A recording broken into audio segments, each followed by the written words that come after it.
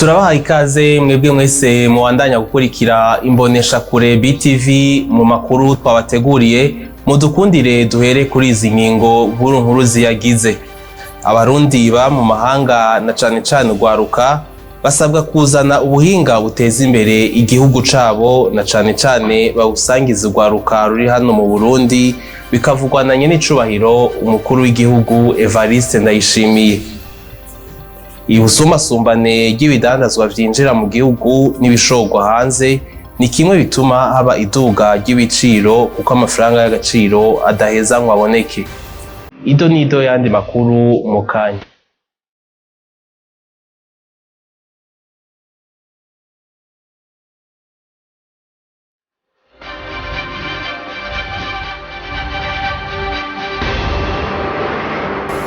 Abarundi ba mu mahanga na cane cane urwaruka basabwa kuzana ubuhinga buteza imbere igihugu cabo, na cane cane bawusangize urundi rwaruka ruri hano mu Burundi.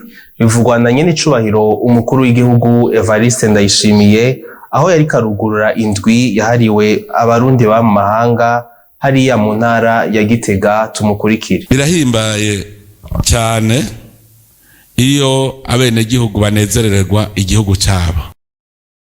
Aha muri ngaha muri mwebwe hariho bagiye bahunze igihugu, bakigenda ntibagiye bafise umutima mwiza, bashitseho nta kindi bakora atari kukivuma no kugituka. Mugabo mu nyuma igihugu kimaze gutoha baca barihindukiza, barivyukiranya bati Uburundi igihugu cacu ciza. Abo ndabakengurukira cyane. Muri mwebwe kandi hariho bagiye gusoma ubwenge. Abagiye gusoma ubwenge bariho, hari n'abandi bagiye gupagasa, hari n'abandi bagiye mu mugambi wo kuja gutukisha igihugu, atari guhunga, mu mugambi wo kuja gutukisha igihugu bariho. Rero mwese iciza kihari nuko abarundi bari hanze basubiye kwibuka igihugu cyabo. Uno munsi muje gukorana kugira ngo muhanahane ivyiyumviro kungene mwoshobora namwe gutera agacumu k'ubumwe kugira ngo igihugu gitere imbere. Mwebwe muri hanze abajene nimurungikira bari ino ubwo buhinga bwanyu, kuko je murambona abazi ku exploiter teise neza, amahera aruzuye na miliyonere. Gasape yamenye icari ico teise. Ari n'ubundi aheruka gutora intuzi yindi ubwoko bwa rezo sociale w'imakamba nawe nyene. Bijya n'ibintu bishobora yuko byo duteza imbere teise, ntimuyishire inyuma. Ni ikintu gikomeye cyane. Hanyuma mu produise amakore acaboneka n'amataxe, leta nayo igacironka amahera yubakisha y'amabarabara, y'amashure, bya bitaro. Urumva biba bibonetse. Mwemwe sigara muterekera kuri bonne gouvernance ntagira abatwononera gusa. Soja rutera imbere. Ikena ry'amafaranga ava makungu n'iduga ry'igitoro ni bimwe bituma haba iduga ry'ibiciro vy'ibidandazwa vya nkenerwa, bikavugwa n'umushikiranganje w'ubudandaji Marie Chantal Nijimbere. Ikena ry'amafaranga y'agaciro n'iduga ry'igiciro c'igitoro ni zimwe mu mvo zituma hibonekeza iduga ry'ibiciro vya nkenerwa, nk'uko bimenyeshwa n'umushikiranganje w'ubudandaji Marie Chantal Nijimbere. Igiciro muri rusange ku isoko mpuzamakungu uja gusumira kubera amasoko mpuzamakungu niwaheza agakorwako cyane. Mu mwaka w'2020 igihugu cacu Burundi cyarengeje hagati hafi miliyoni n'amajana ane w'amatoni bigura hanze. Muri ivyo ibihumbi amajana umunani na gatandatu by'amatoni ija muri bya bikoresho by'ibanze bijyanye n'ubucuruzi. Ivyo navyo usanga yuko 85% y'amaimportation imaze kumwe amahinguriro yacu akoresha mu gihugu cacu Burundi. Ivyo dushorera mu makungu birenga amatoni ijana na mirongo itatu. Rero bigatuma haba ikena y'amafaranga mu makungu. Ivyo navyo bigaca bikora amahinguriro, kuko ashobora kuba amafaranga mabwire kugira ngo ashobore kuja kugura bya bikoresho by'ibanze. Umva yuko bigize ibice hafi 90% vyiga vy'amahimikasha y'ubucacu Burundi. Umushikiranganje w'ubudandaji Marie Chantal Nijimbere arabandanya amenyesha ko mu bushikiranganji ajejwe bahimiriza abagwizatunga kuzana ibidandazwa biza gusahiriza ivyo bihingurwa mu gihugu. Rimwe na rimwe hakibonekeza kena y'ivyo kena y'ibihingwa vya Bralirwa canke isima ya Mexico canke hakaboneka n'ikena c'isukari. By'ukuri nivyo bitubihari igihe haboneka kena ubwo biba bivanye n'uko ibyo bahinguye muri uwo mwanya bikaba bishobora gukwira ibintu rwose, ariko umushikiranganji twarahamagariye abaguzatunga bashoboye kugira ngo twumve yuko kuja kuzana isukari birekuwe. Mumenya ko iryo duga ry'ibiciro ryagiye riribonekeza kuva mu nyuma y'ikiza ca coronavirus mu mwaka w'ibihumbi 2021. Amasendika ahurikiyemwo abakozi bo muri kaminuza y'u Burundi asaba ko ikibazo co kubohora uburusho ku mishahara coshigwa mu ngiro. Ni inkuru twateguriwe na Benoît Sindayigwanya. Amasendika ahurikiyemwo abakozi bakorera muri kaminuza y'u Burundi yakoraniye hamwe mu nama ya bose kuri uyu wa 19 Nyandagaro 2023 hari mu ntumbero yo guhanahana ivyiyumviro aho ikibazo co kubohoza uburusho kigeze. Profesere Desire Nisubire arongoye ayo masendika arabitubwira. Inama yakoranije amasendika akorera muri kaminuza y'u Burundi. Iyo nama kwari kugira ngo duhanahane ivyiyumviro aho ikibazo co kubohora uburusho cari carahagaze kuva mu 2015 kigeze, kwari kugira ngo rero abarongoye abandi mu mashirahamwe y'abakozi bababwira aho ico kibazo kigeze. Mu vyo twategerezwa kubabwira uko bari batubwiye mu nama iheze yo kwa gatanu uno munsi haheze yuko ishira iteko ry'umukuru w'igihugu riza gushira mu ngiro iryo buhoka ry'uburusho ryari kuba ryasohotse muri indwi irangiye uno munsi. Umwanya wari wo wose batubwiye ko rishobora gusohoka, ariko twararindiriye amaso ahera mu nzira. Kwari kugira rero tubabwira ingana batubwiye ko ico kibazo kigeze mu biro vy'umukuru w'igihugu, ko ari ukurindira mugabo kurindira tukabona ko vyatubanye birebire. Kwari kugira rero duce dufatira naho nyene tuvugane ivyo twokora kugira ngo dutunganirizwe. Bagasaba ko uburusho bw'abakozi bwobohorwa nk'uko babigiriye abandi. Abakozi bagiye banashikiriza mu nama ya bose, ahubwo bavuze bati iryo teko ry'umukuru w'igihugu twebwe nta n'iryo twasavye. Twebwe dusaba ko uburusho busubira kubohoka nk'uko umukuru w'igihugu wenyene yivugiye, kandi nk'uko vyabohotse no ku bandi bakozi. Ati iryo teko ry'umukuru w'igihugu n'ubundi ntiryakoze mu gihe abandi baboherwa utwo turusho. Twumve igituma tworindira iteko ry'umukuru w'igihugu kugira ngo basubire gutanga uburusho bwahagaze mu 2015. Muti rero hamwe iryo tegeko ritoboneka canke twokora iki? Biragaragara yuko abakozi ahubwo turavye ingana inama yariko iragenda bavuga bati reka ahubwo twerekana akababaro tugaragaze yuko twohagarika akazi, twandikire umukoresha tumubwire yuko tuhagarika akazi. Ariko kubera mu ntumbero twari twarihaye mu nama zaheze yuko twoca ku nzego zose z'igihugu, twahavuye mu nyuma tubona yuko Sebarundi twomenyesha kugira nawe ibizokurikira ntaza yibaze yuko tutabimushikirije. Ubu rero batubwiye bati yego mumwandikire ikete mushiremo yuko uburusho bwobohoka nk'uko abandi bwabohowe mu bandi bakozi ba leta nta mwana n'ikinono, kandi ivyo bikaba vyabaye mu mwaka uheze w'ibihumbi 2022. Twebwe tuba twarindiriye umwaka wose, ubu ngiye kwa amezi 2. Rero abakozi vyabananiye kwihangana. Ikindi nuko bavuga bati uwo mushahara bariko baduhaye mu kwezi kw'indwi ntitawemeye, twibaze ko mu kwezi k'umunani badahirahira ngo basubire kuduha umushahara usa n'uwo twahembwa mu 2014. aho mwomenya ko bazosubira guhurira mu nama ya bose ku munsi wa gatanu barabira hamwe ikizoba cavuye mw'ikete baja kwandikira umukuru w'igihugu. Amashirahamwe canke inzego zitandukanye botegerejwe kumenyesha ivyo bakora kuko batabikoze abandi barabibavugira kandi bakabivuga uko bitari. Bivugwa na Excellent Nimubona, umuhinga mu kumenyesha amakuru. Ubusanzwe ishirahamwe ryose canke umugwi wose wategeza kubutunganya ibijanye no kumenyesha amakuru cyangwa kumenyekanisha inkuru mu buryo bubiri. Ari uburyo bwa mbere kumenyekanisha inkuru, gukora inkuru indani, ico twita la communication interne. Ico gifasha ko abakora muri ico gisata haba mu mashirahamwe asanzwe amenyekanisha canke adandaza canke amashirahamwe uvuga ni ya leta, bose bategerezwa gutunganya ibijanye n'inkuru muri nico kigo nyene kugira ngo abasanzwe bahakora bose bamenye niburi batangwe kumenya ibijanye n'ivyo bakora, bamenye ico tuvuga la vision, bega intumbero y'ishirahamwe ryacu tutera tugana hehe, bifuza gushika kuki, les valeurs, imico tugendera ko niyihe.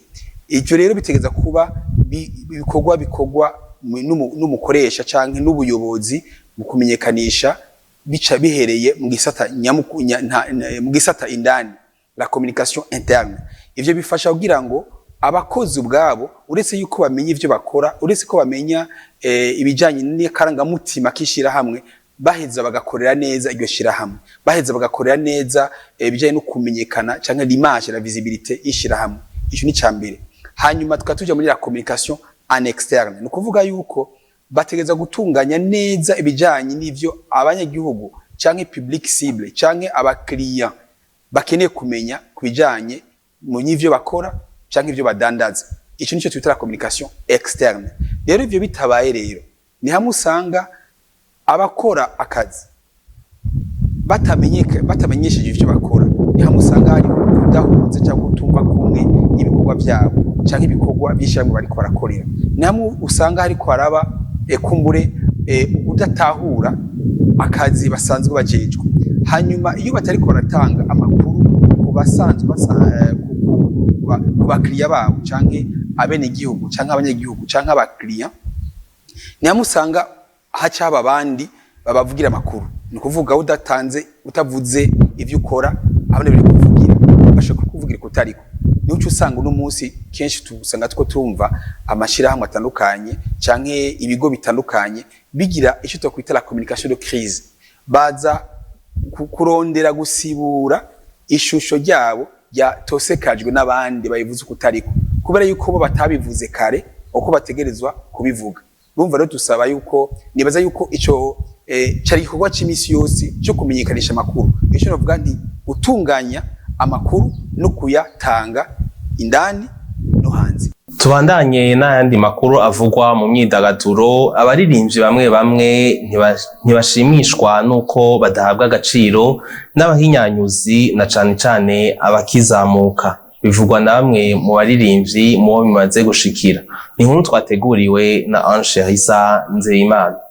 Kimwe muri vyinshi bica intego umunyempano kizamuka ni guhana gahunda yo gukora muri studio n'umuhinyanyuzi, ariko witwa ko yubatse izina akakurengera mu mwanya wawe akawufata. Namwe mu majambo abanyempano batuyagiye mu ntamamye bakunda guhura nazo. Ahinyanyuzi arimo akantu uvuga ko kurenganya, dufate nk'ubu jewe ngiye muri studio nk'akarorero nka Dudu nawe agacajayo, peut-être kubera izina bitangana ashobora gusabanza yihutira Dudu yihutire jewe, rero gito kirakura nta mumwe ndakura nta mumwe ndafise yavuye, burya intebe tuyiharanira twese. Bisigura iki? Jico no babwira nuko boshira mu byizigirwa muri maka birashika kandi kenshi cyane ni na kimwe muri byinshi bica intege umwana kiri kararondeza kugira ngo agaragaze impano yiwe. Boje nko tumwana batanga ku ba producteur ku ba director byose nico kimwe, kuko ashobora gukora video ugasanga abanje gukora ya Big Fizzo iwawe cyabanza kayishira mu kabati hariya, ugasanga biratwaye igihe kirekire bigasabwa kurindira.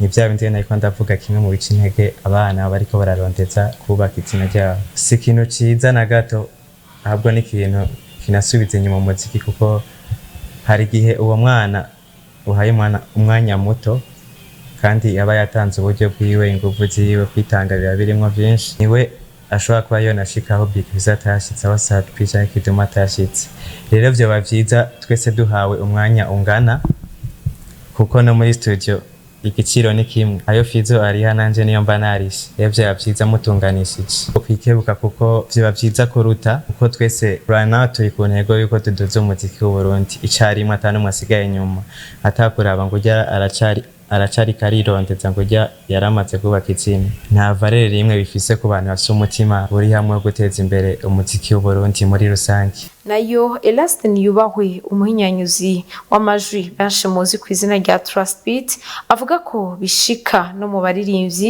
bakabatwara umwanya kandi bitari bikwiye. Usanga umuririmbyi akizamuka wamuhaye amasaha no kuganiriza kuri recording 4 amasaha ane akarecording amasaha 8 yindi rande bikaba yageze mugabo yagiye bishika ugasanga umuririmbyi ntazi n'igikenewe muri studio ndakubwira abarenzi benshi mu gikoni rero mugiye guteka niyo ko hakenewe ibitunguru hakenewe ibiryo byose sose tomate hakenewe ibiki n'ibiki kandi guteka wumva umeze nabi ibyo ntibikunda rero ugasanga mwakoze mwacotse producer yarushe yagize iki menya ko producer arushe kandi amasaha aheze mwubahiriza amasaha aheze aguhinde programme musabinde programme muganiraza ko nta producer atanga programme mu yindi mu gikoni. Kurenganya umunyimpano akizamuka ni kimwe mu bituma umuziki udashika kure kuko ubatse izina afise aho yavuye ndetse no akizamuka ashobora kuzoharengera. Tubandanye n'ayandi makuru avugwa mu makungu tukaba twateguriwe na Benoît Sindayigwanya. Naho ibiganiro ari byo biriko birashigwa imbere kugira barabe ko President Mohamed Bazoum yosubizwa mu mabanga abarongoye ibisirikare mu karere kagize ibihugu vya Afrika y'uburengero CEDEAO barakoraniye i Accra muri Ghana kuva kuri uno wa 17 Nyandagaro 2023 kugira barabire hamwe ingene bokoresha inguvu za gisirikare mu gutorera inyishu igihugu ca Niger. Hagataho igihugu c'Ubudagi co gisaba abagize umuryango w'ibihugu vya Buraya Union Européenne gufatira ibihano abagirizwa gutembagaza ubutegetsi bwa President Mohamed Bazoum aho muri ico gihugu ca Niger. Mu buraruko bw'igihugu ca Canada hadutse umuriro uteye ubwoba kuri uno wa kanigenekerezo rya 17 Nyandagaro 2023 n'umuriro wihereje amashamba urarandagata ababa muri ako karere bakaba bataye baromoka bahungira mu bumanuko bw'ico gihugu. Indege zigera kuri 10 akaba arizo zategekanijwe kugira ngo zihungishe ababa aho hegereye uwo muriro. Umushikiranganje wa mbere w'ico gihugu akaba yanahagaritse akaruhuko yararimwo kugira akoranye leta yiwe bige icokorwa mu maguru masha kugira hahagarikwe irandagata ry'uwo muriro. Bikavugwa ko imiriro igera ku 1050 ariyo imaze kwiyadukiza kuva iki gihe cici gitangura, hakaba hamaze gusha amahegitare agera ku miliyoni 14. Ku munsi ugira kabiri w'ihiganwa ry'isi yose mu mpira w'amaboko volleyball ukinirwa ku musenyi, Burundi bwatsinze igihugu ca Kenya. Ni inkuru twateguriwe na Raymond Prosper niyo nkuru. Ku munsi ugira kabiri w'inkino z'isi yose z'urukino rwa volleyball rukinirwa ku musenyi, Volleyball World Beach Pro Tour Bujumbura Futures, igihugu ca Gambia catsinze amaseta abiri igihugu c'u Rwanda. Naco igihugu c'Ubudagi kaba cirahiye igihugu ca Norvege amaseta abiri ku busa. Uburundi bwatsinzwe n'Ubudagi amaseta abiri ku busa.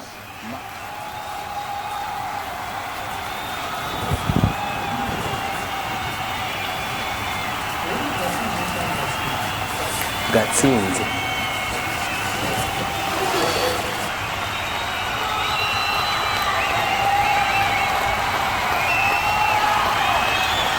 nayo igihugu ca Tanzania kikaba cirahiwe n'igihugu ca Israel ku maseta abiri ku busa aho ni mu bagabo. Mu bigeme Uburundi ntibwakije imbere y'igihugu ca Israel kuko bwatsinzwe amaseta abiri ku busa mu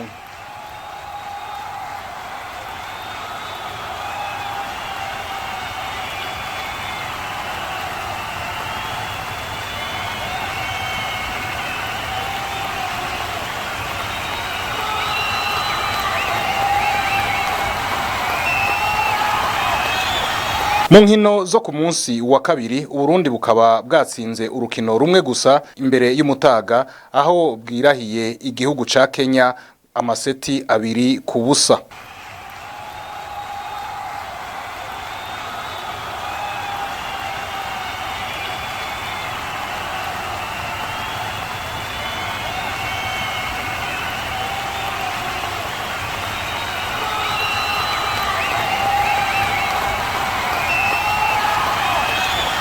Izo nkino z'isi yose mu rukino rwa volleyball zikinigwa ku musenyi ziriko zibera mu gisagara ca Bujumbura zikazorangira ku munsi w'Imana igenekezo rya 20 Myandagaro. Ni kuri no nkuru yo mu nkino duciye turangiriza ko amakuru twawe twabateguriye kubayashikiriye ageze hagati tubibutse ingingo nkuru zari ziyagize.